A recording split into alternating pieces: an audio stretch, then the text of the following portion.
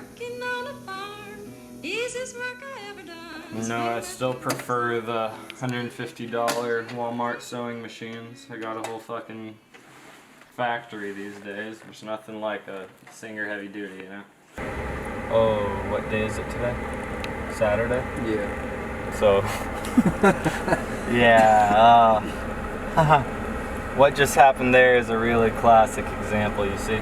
I put in all the work, I got everything shipped, I put mad free shit in everyone's orders, you know, lovely, lovely. They just won't let me in, man. They won't let me into the post office. All I have to do is put this shit in a bin. And they have it guarded by TSA and Secret Service. It's incredible. Cause you'll end up with a stomach ulcer and a lot of seniority.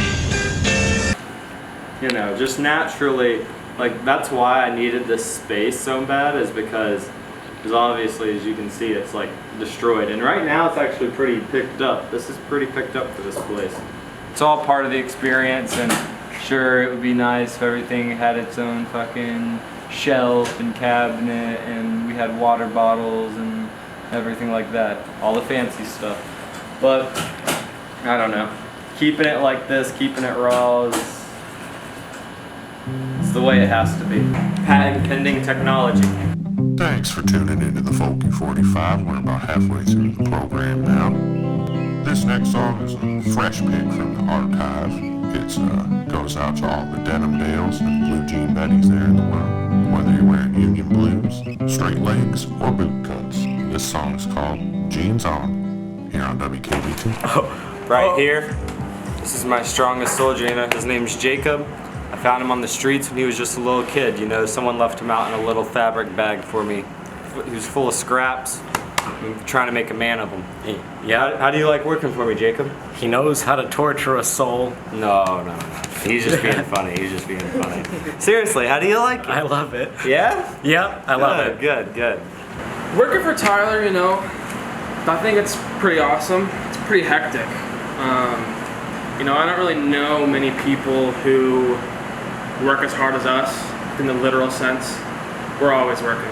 And I feel like that shows, right, with a lot of like the accomplishments over the past 6-9 months. It's due to a lot of fucking work.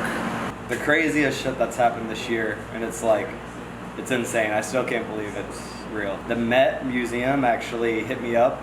They literally just DM'd me on Instagram and were like, you know, sorry for the informal communication. We normally don't have to like reach out to people like this. Like we couldn't find the phone number to your publicist or like your business email. And it's like, because I don't have any of that shit, right? It's crazy even talking about it. Literally, they hit me up in December, but in October, so a few months before, I flew to New York to see the American Lexicon exhibition at the Met, because like, in my opinion, it's one of the best exhibitions that they've done in so long. It's all American designers. That's so sick, you know? Right now I feel like everyone tries to like go against America and stuff, but like it was a really great celebration of the great things about America. So I went, I saw it, I literally said while I was there, like, shit, like, you know, maybe in like 10 years I could be here, you know, like, classic. Literally 2 months later they hit me up and they're like, we want you to make a look for the Met, as long as you can get it done in like the next 4 days. I was like, all right, bet. So me and Jacob cranked out 2 looks for the Met so that they had options of like what they wanted, what to choose from. It was the most surreal feeling ever. You know, Kentucky Boy Tyler started really in 2017 is when I started sewing. I always loved design, but I never wanted to actually like make clothes. I thought like all the clothes in the world and whatnot were made by robots. So I always wanted to design stuff, but I never thought about sewing. I went to school in Savannah, Georgia for like 60 days. And I said, I want to be a designer. And they said, oh, well, do you know how to draw? And I said, no. They said, well, do you know how to sew?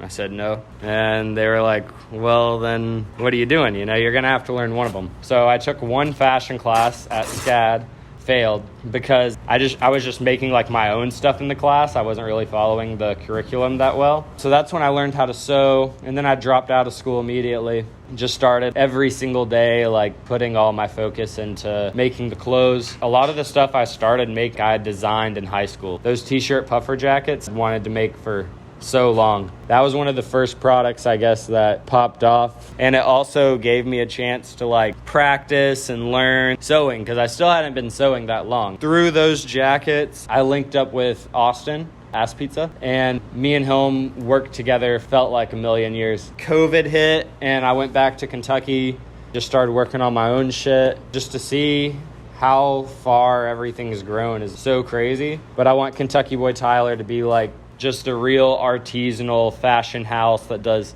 seasonal collections and runway shows. I want to do all that old school shit, but do it better than all the old people, you know? Integrating streetwear into luxury. Like, I'm just a fucking DIY scene kid, you know, who's just gonna do the luxury shit instead of being like some old person trying to like integrate it to stay relevant. There's so much shit I want to do. I want to start a school someday. I can't talk about too much details about that right now, but everything you see about how I just have mad people pull up on me and like work, that's the beginning of the school. I just put on my Instagram one day, who wants to pull up and stay with me in Kentucky and just be a soldier and work, you know? The same shit that I did for Austin, I knew there were more people out there that wanted to do that. So I've just been building a team over the past year of people that want to help me do that. And I want to have a soldier there to just show them start to finish how to make that thing. That's what it should be, you know? The school's in like fucking 10 years or something, so it's not my main focus right now, but it's time to take this shit to the next level. I finally got a good team around me to help do that. I've been building a factory, finally have mad industrial sewing machines, industrial irons. I've just been stacking up, reinvesting all my money back into it, building a really strong foundation, because there's so many people that just blow up off the dumbest shit. They can't sustain it because they don't have a strong foundation. I'm trying to build the strong foundation first, and then, you know, it's impossible to fail, and it'll only grow stronger and stronger.